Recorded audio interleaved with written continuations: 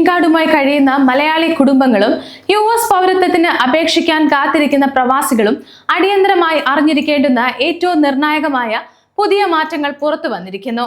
American പൗരത്വ പരീക്ഷ അഥവാ നാച്ചുറലൈസേഷൻ ടെസ്റ്റിന്റെ സ്വഭാവവും നിബന്ധനകളും പൂർണ്ണമായി മാറിയിരിക്കുന്ന പുതിയ നിയമപരമായ തീരുമാനങ്ങൾ ഡിപ്പാർട്ട്മെന്റ് ഓഫ് ഹോംലാൻഡ് സെക്യൂരിറ്റിയും USCISഉം പ്രഖ്യാപിച്ചിരിക്കുകയാണ്.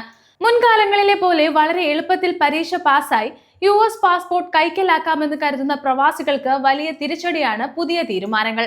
ചോദ്യങ്ങളുടെ എണ്ണം കുത്തനെ ഉയർത്തിയത് മുതൽ വിദ്യാഭ്യാസ നിലവാരത്തിൽ പുതിയ ബെഞ്ച് മാർക്കുകൾ നിശ്ചയിക്കുന്നതും പരീക്ഷകൾ നടത്താൻ തേർഡ് പാർട്ടി ഏജൻസികളെ പങ്കാളികളാക്കുന്നതും ബാക്ക്ഗ്രൗണ്ട് പരിശോധനകൾ അതികഠിനമാക്കുന്നതും വരെയുള്ള വലിയ മാറ്റങ്ങളാണ് നടപ്പിലാക്കുന്നത്.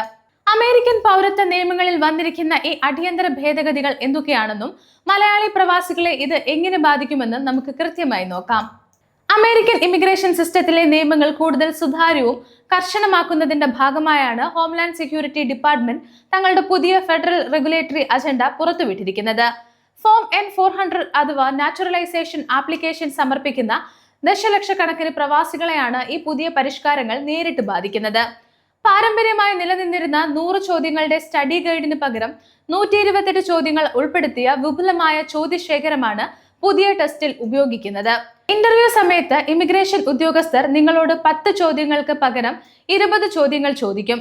ഇതിൽ കുറഞ്ഞത് 12 ചോദ്യങ്ങൾക്ക് കൃത്യമായി ഉത്തരം നൽകിയാൽ മാത്രമേ സിവിക്സ് വിഭാഗത്തിൽ വിജയിക്കാൻ സാധിക്കൂ. അതായത് പരീക്ഷയിലെ പാസിംഗ് ശതമാനം ഉയർന്നു എന്ന് മാത്രമല്ല, വെറുതെ കാണാതെ പഠിച്ചു നൽകുന്ന ഉത്തരങ്ങൾക്ക് പകരം അമേരിക്കൻ ഭരണഘടന, ചരിത്രം, ജുഡീഷ്യറി സിസ്റ്റം എന്നിവയെക്കുറിച്ച് ആഴത്തിലുള്ള അറിവ് അളക്കുന്ന ചോദ്യങ്ങളാണ് ഉൾപ്പെടുത്തിയിരിക്കുന്നത്. ഇതിനേക്കാൾ ഗുരുതരമായ മറ്റൊരു നിർദ്ദേശം പൗരത്വ അപേക്ഷകൾക്കായി പുതിയ എഡ്യൂക്കേഷൻ സ്റ്റാൻഡേർഡുകൾ അഥവാ വിദ്യാഭ്യാസ മാനദണ്ഡങ്ങൾ നിശ്ചയിക്കുന്നു എന്നുള്ളതാണ്. നിലവിലെ നിയമങ്ങൾ അനുസരിച്ച് അടിസ്ഥാന ഇംഗ്ലീഷ് സംസാരിക്കാനും എഴുതാനും വായിക്കാനും സാധിക്കുന്ന പ്രവാസികൾക്ക് മറ്റു തടസ്സമില്ലെങ്കിൽ പൗരത്വം നൽകിയിരുന്നു. എന്നാൽ നിലവിലെ നിയമങ്ങളിൽ അപേക്ഷകന്റെ ബോധനിലവാരം അളക്കാൻ കൃത്യമായ ഘടനയില്ലെന്ന് ചൂണ്ടിക്കാട്ടിയാണ് DHS പുതിയ ഉത്തരവ് ഇറക്കിയിരിക്കുന്നത്. പ്രവാസികൾ അമേരിക്കൻ സംസ്കാരത്തിലേക്കും നിയമ സംവിധാനങ്ങളിലേക്കും പൂർണ്ണമായി സമന്വയിക്കപ്പെടുന്നുണ്ടെന്ന് ഉറപ്പാക്കാൻ പുതിയ വിദ്യാഭ്യാസ യോഗ്യത ചട്ടക്കൂട് കൊണ്ടുവരും. ഇതിനു പുറമെ പൗരത്വ പരീക്ഷ നടത്തിപ്പ് സുഗമമാക്കുന്നതിന് സ്വകാര്യ മേഖലയിലെ തേർഡ് പാർട്ടി ഏജൻസികളെ ചുമതലപ്പെടുത്താനും ഭരണകൂടം ആലോചിക്കുന്നുണ്ട്. മാത്രമല്ല, N-400 അപേക്ഷ നൽകുന്ന പ്രവാസികളുടെ പശ്ചാത്തല പരിശോധനയും ഗുഡ് മോറൽ ക്യാരക്ടർ മാനദണ്ഡങ്ങളും അതീവ സൂക്ഷ്മതയോടെയാണ് ഉദ്യോഗസ്ഥർ വിലയിരുത്തുന്നത്. നേരത്തെ അപൂർവമായി മാത്രം കണ്ടിരുന്ന നെയ്ബർഹുഡ് ചെക്കുകൾ, അതായത് അപേക്ഷകരുടെ അയൽവാസികളുടെയും സഹപ്രവർത്തകരുടെയും അടുത്തെത്തി വിവരങ്ങൾ ശേഖരിക്കുന്ന രീതി വീണ്ടും ശക്തമാക്കിയിട്ടുണ്ട്. അപേക്ഷകന് ഏതെങ്കിലും തരത്തിലുള്ള കുറ്റകൃത്യങ്ങളുടെ ചരിത്രമുണ്ടോ, ടാക്സ് റിട്ടേണുകളിൽ എന്തെങ്കിലും കൃത്രിമത്വം കാണിച്ചിട്ടുണ്ടോ, സർക്കാർ ആനുകൂല്യങ്ങൾ തെറ്റായ രീതിയിൽ കൈപ്പറ്റിയിട്ടുണ്ടോ എന്നിവയെല്ലാം ഇന്റലിജൻസ് ഏജൻസികളുടെ സഹായത്തോടെ പരിശോധിക്കും.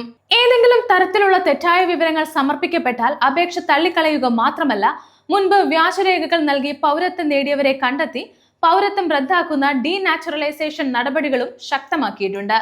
അതുകൊണ്ട് അമേരിക്കയിൽ ഗ്രീൻ കാർഡിനായി കഴിയുന്ന പ്രവാസി മലയാളികൾ പ്രത്യേകം ശ്രദ്ധിക്കുക.